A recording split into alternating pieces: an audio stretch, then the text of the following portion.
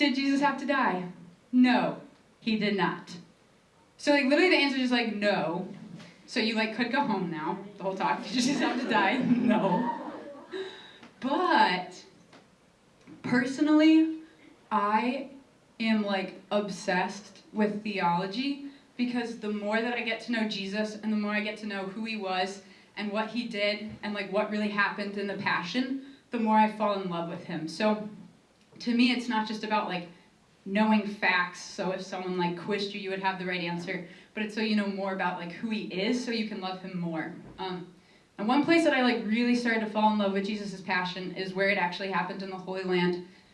I call this the slab. I don't know what it's really called, but as soon as you walk into the church, which has the spot where Jesus died at Golgotha, the spot where he was laid in the tomb, when you first walk in, the first thing you see is this huge slab of stone, and it's so cold, and it's so smooth, and people put nard on the slab, which is what they anointed Jesus' body with.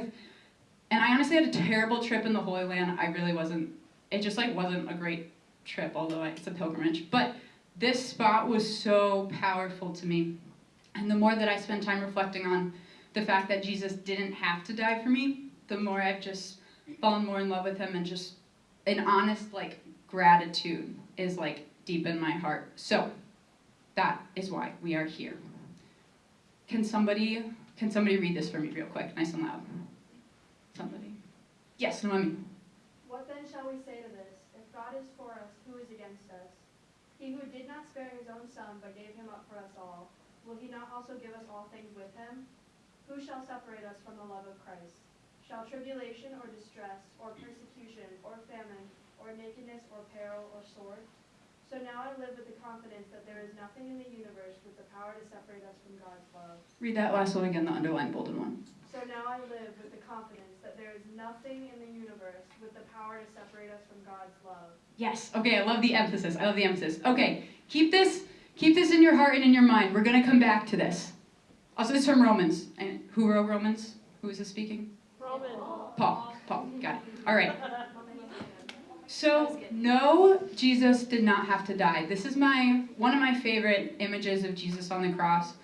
I literally don't know why, but sometimes when it just looks so abstract, and I do love icons, but sometimes when it's just really abstract, it's hard to enter in when it doesn't even look real. But to me, this is what I picture Jesus looking like on the cross.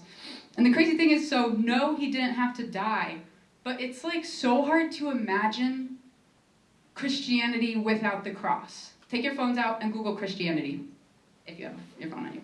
Just Google Christianity. And then go to images.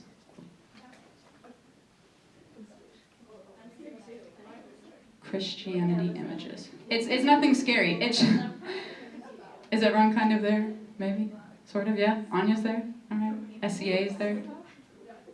So when you look up Christianity, almost every single picture is a cross or a crucifix. A couple will be a weird little sunrise, but mostly it's all the cross. It's that's what Christianity is. And I think, if I remember properly, it literally, sometimes if you have that little Google suggest search, it says symbol, and it's just the cross. It's just an outline of a cross. This is literally who we are and what we are. So to try and imagine it without it is honestly really hard for me, but it could have been that way. The cross didn't have to happen.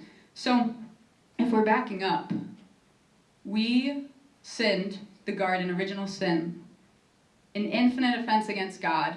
We were separated, and we couldn't save ourselves.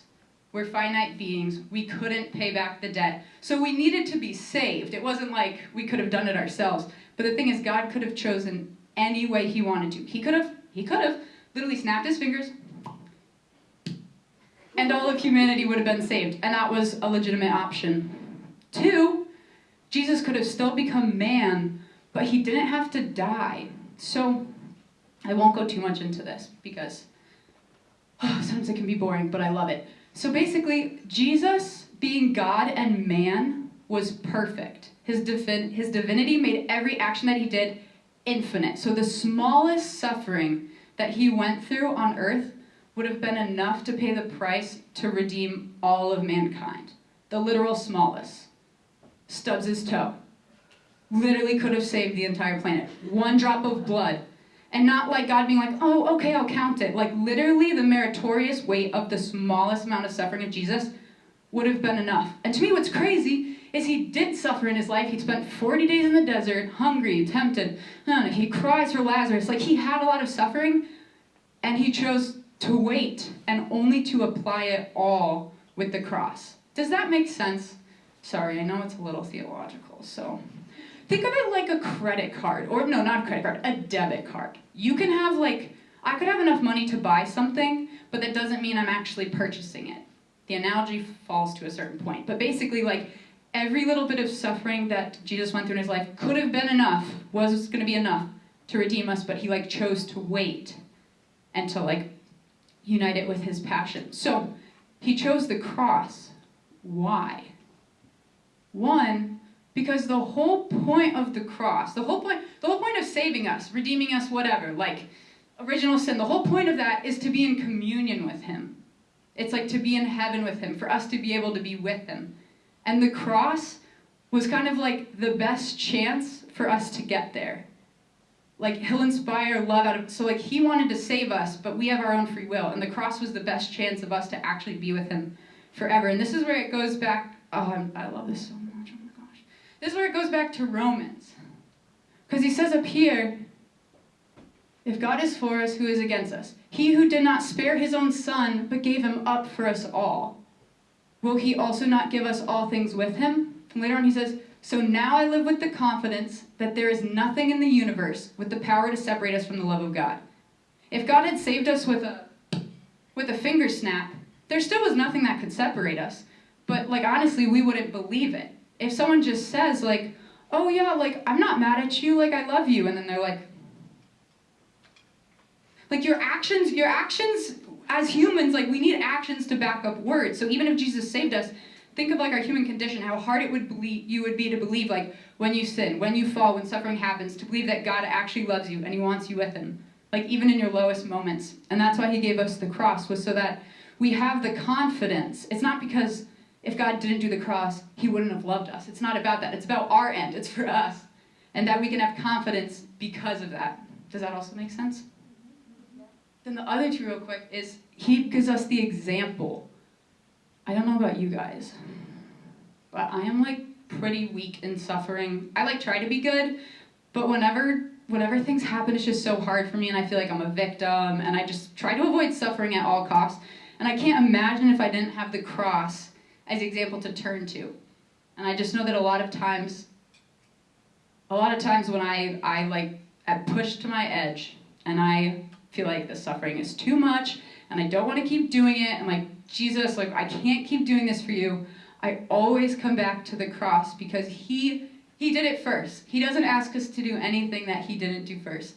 And so that's just, it's second reason. Third reason, I'm gonna skip that one. Okay, guys, this is the cool part to me. This is the cool part to me. This is kind of funny. So, Jesus died, okay, but some people think that it was an execution. He got caught up in the law, the rulers didn't like him, and he made good out of it. He was put in a tough circumstance, but it was well, would you look at that? He brought good out of it, but that's not what happened. And I used to think that when I was very little. And I used to write these weird little short stories, about mummies and weird things. But one of my short stories, I really did, it was called The Mummy, and it was very long.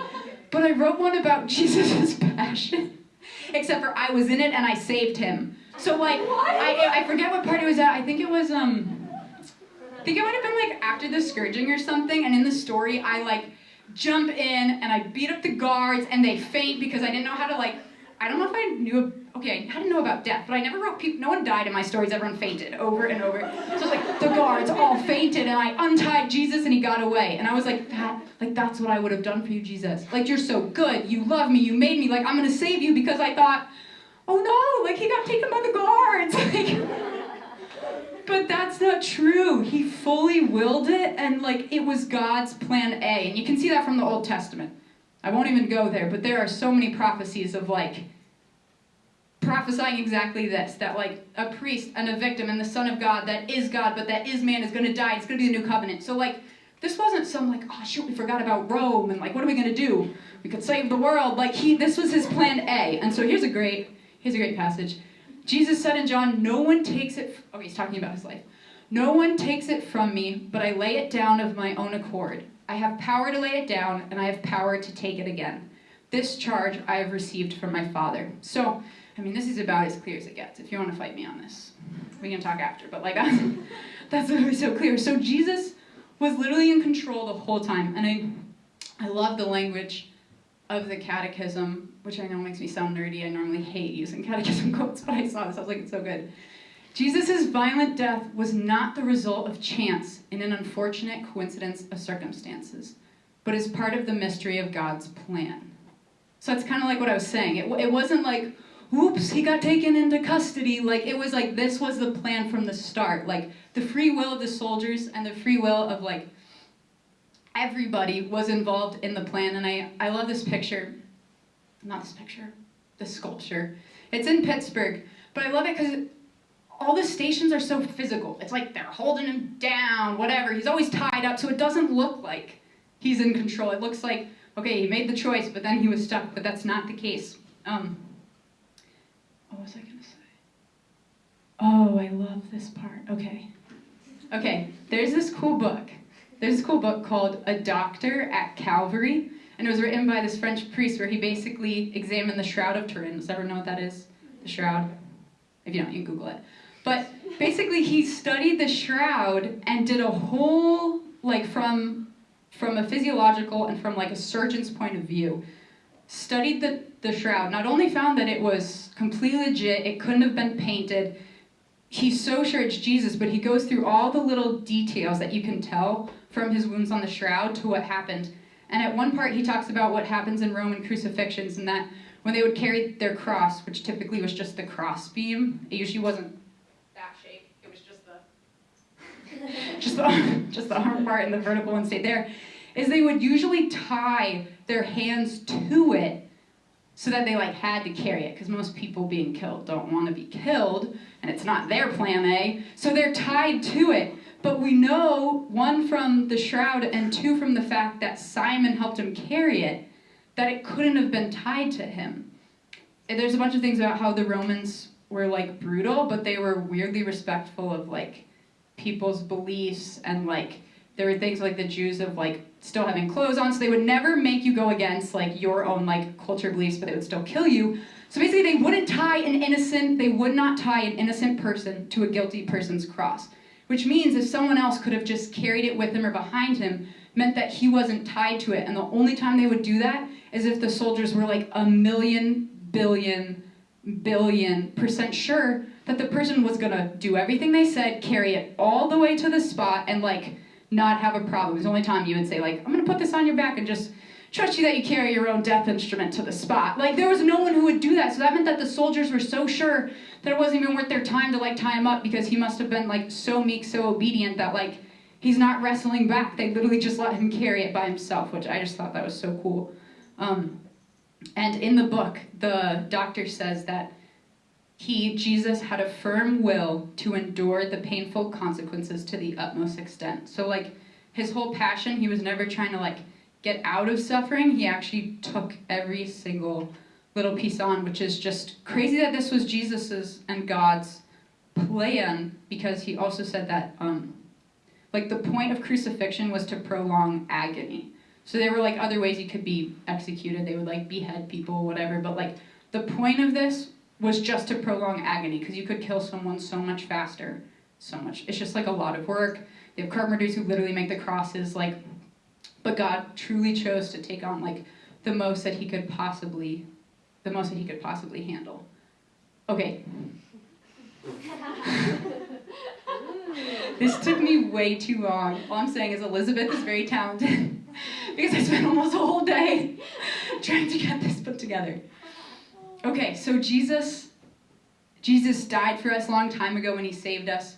But one thing that like I struggle with sometimes is connecting to like, what do I do now? Especially coming up with Lent. I'm like, I'm supposed to be sad, right? Like, Like it's a sad time. But what do I do now? And I'm like, okay, I know he died then, but I wasn't chosen to be there then, so what can I do now? And this is one of the coolest things I've ever learned, and I only learned it recently. So, anamnesis is a shot in the dark. Does anyone know what that means? It's okay if you don't. Okay, guys, listen to this. You probably already know. You probably already know this, but it literally blows my mind. So Jesus died in a certain year, in a certain time. The event happened once. And that's when all the graces are distributed to all of time. But after the cross, every time we celebrate the Mass, have you ever heard they say, we're not killing Jesus over again. It's like a representation of the sacrifice. Like remembrance, when the Greek for remembrance doesn't mean I remember what I ate for breakfast. It doesn't mean I remember you, Tia. It's not like you're just recalling something, but it's actually making something present.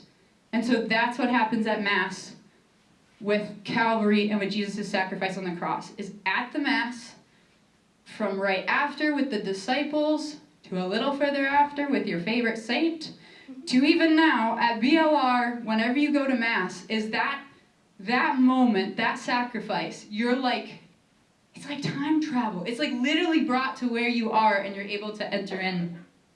And when I first heard this, I was like, what? I was like, we already believe bread is Jesus, and you're gonna now tell me that Calvary's made present? I was like, you're kind of pushing it. But what's so cool is that actually is completely normal, especially in Jewish covenant theology, is there were plenty of times where things would be recalled and they would be made present. So Jesus saved the Israelites in the Exodus. At a certain point in time, it actually happened then. Certain people were actually brought out. But then in all the times that they celebrated the Passover, they said it in present tense. It was no, God's pulled me out of Egypt. And so this is completely normal to them. To us, we're time travel's not real.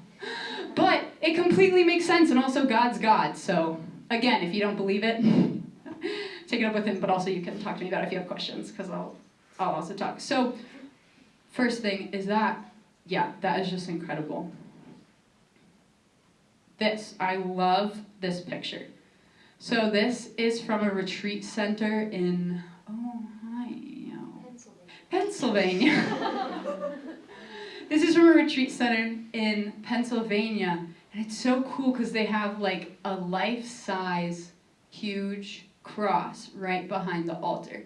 And so to go to Mass here and go to adoration here and have that just so visible and tangible is super powerful because I have a terrible imagination. I get distracted at Mass. I'm always having to be Jesus, you're here, reminding myself, because it's really hard for me. But I love that he's right there. Bro, what was my point? Sorry, friends. Yes.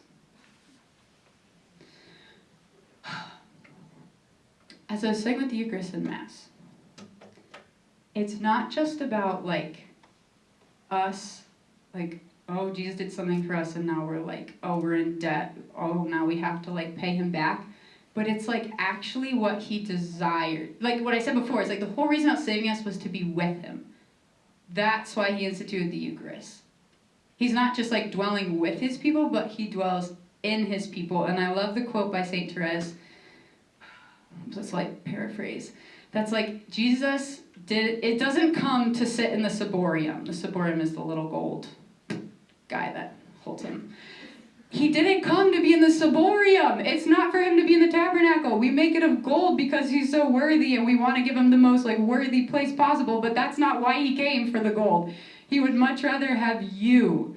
So as you go on with your life, as you go on with your days, as you go on with your prayer, I just invite you to spend more and more time, as much time as you can, really, with Jesus in the Eucharist, but also just take time to pray. Pray with Romans 8. Pray with those things that I said. Read the book if you aren't too grossed out by blood. I had to skip on a few parts because it talks about a lot of doctor things.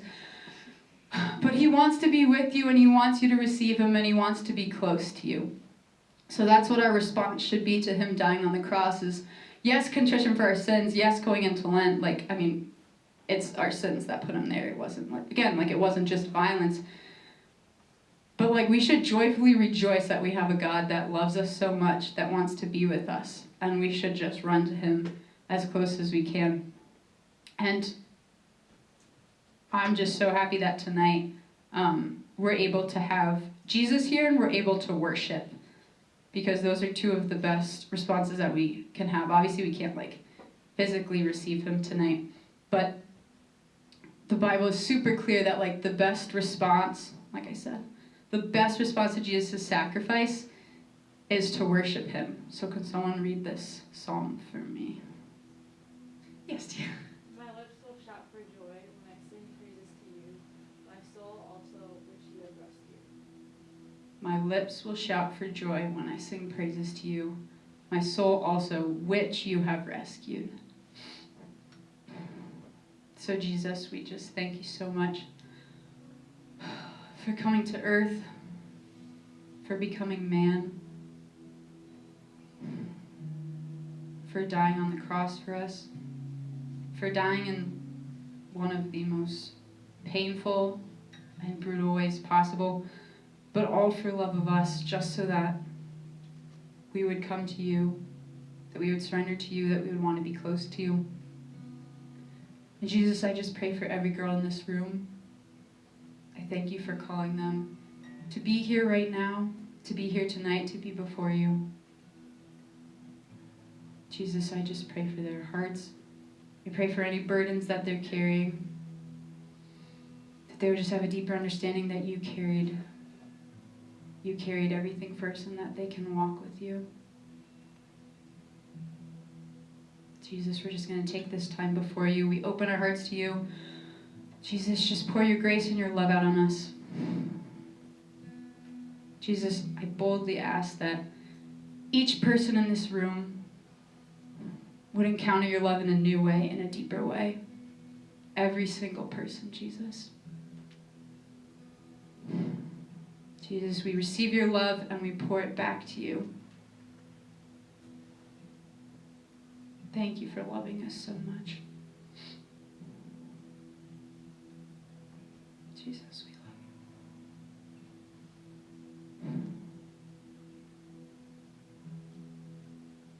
you. Everyone, please kneel.